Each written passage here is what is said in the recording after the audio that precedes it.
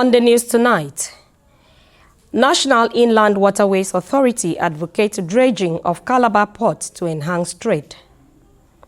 Plus, Chartered Institute of Bankers of Nigeria holds South-South Zonal Banking and Finance Conference in Calabar.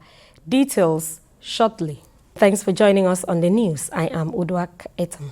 The Cross River State Governor Basio II has approved the appointment of Professor Francisca Bassi as the substantive Vice-Chancellor of the University of Cross River State, UNICROSS.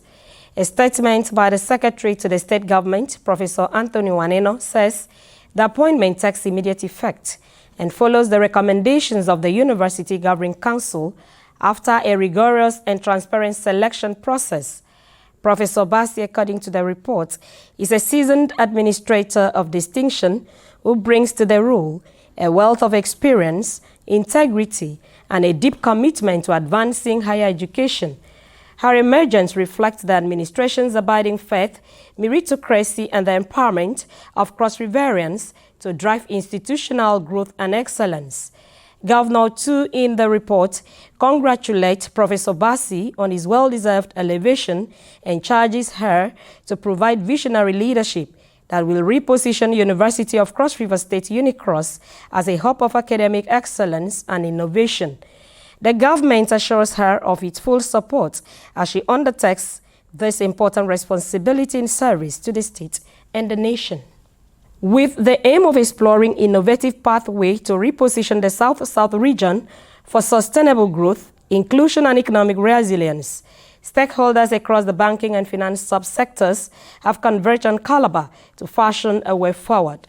Miracle Edo reports that this was at the South-South Zonal Banking and Finance Conference organized by the Chartered Institute of Bankers of Nigeria with the theme Building an Inclusive South-South Economic Diversification as a Catalyst for Development. The Chartered Institute of Bankers of Nigeria's South-South Zonal Banking and Finance Conference attracted executives from the banking sector, government officials, the academia, students, and representatives from various financial institutions to discuss on the theme of the conference.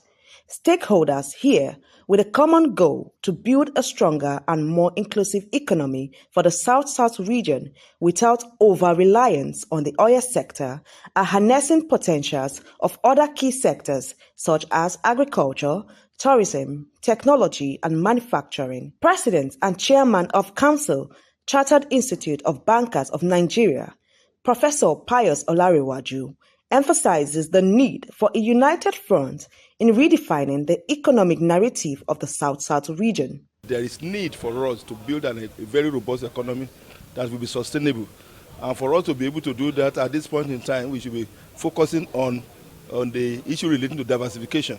And that's why you find out that the theme of this conference is predicated on diversification.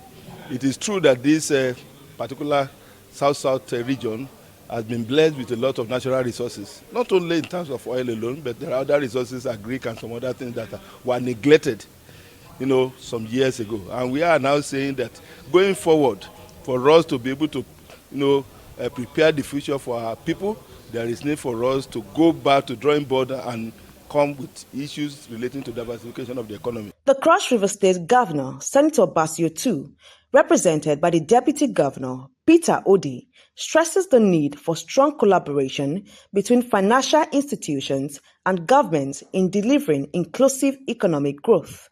The South-South Zone as a region must now act with urgency to diversify its economy, leverage of shared natural endowment in agriculture and extractive resources. The fertile land across the zone gives us a comparative advantage that we must convert into prosperity through agricultural value chain.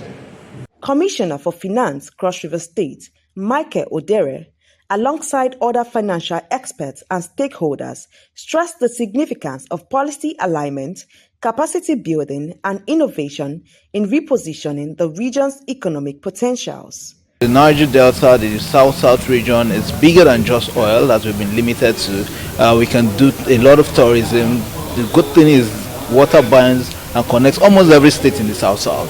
So there's a lot of aquaculture to be done, there's a lot of blue economy to be developed, and we're trying to do that. But let's have this conversation so it will be holistic. The theme of the conference is also very critical. It's very critical because if you look at what is happening at the national level, Nigeria, there is an over-reliance on the oil sector.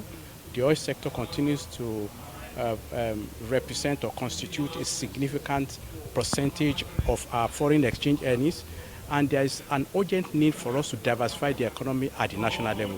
From the presentations we have had, it is clear that it is an imperative and it is the way to go, because it will not only create jobs, it will solve the problem of poverty, it will unlock the potentials in the region. Highlights of the event include interactive section, which created a platform for guest speakers, panel discussion to throw more light on the theme. In Calabar, Miracle Edo, NTA News. A breakdown, the news continues shortly. Stay with us.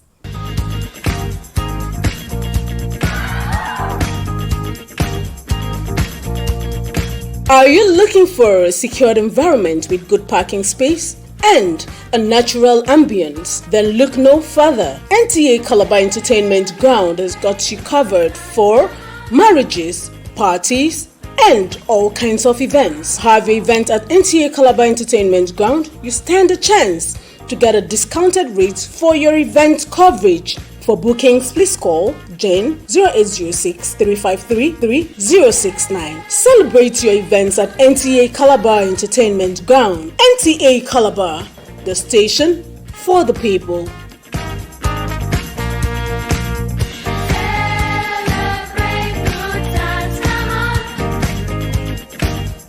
Welcome back and thanks for being there. The National Inland Waterways Authority, NIWA, is appealing to the federal government for the dredging of the Calabar Channel to enhance trade, create jobs and boost economic activities in the port.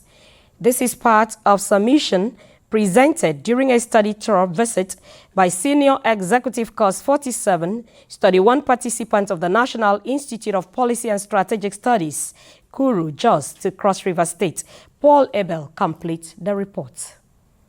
Established in 1979, the National Institute of Policy and Strategic Studies, Kuru, Jos, is saddled with the responsibility of training senior executives in the act of policy making, implementation, and provide solutions to topical issues confronting Nigeria. The 2025 course participants are in 7 littoral states, including Cross River, on a research with the theme Blue Economy and Sustainable Development in Nigeria, Issues, Challenges, and Opportunities.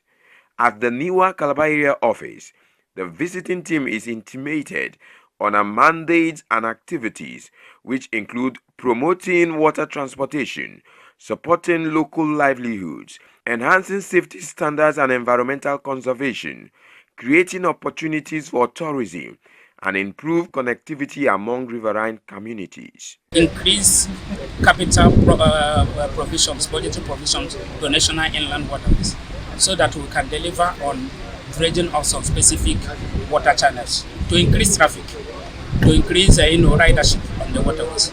We have also talked about the issue of security, because if more infrastructures are put, it will attract a lot of investment in the sector.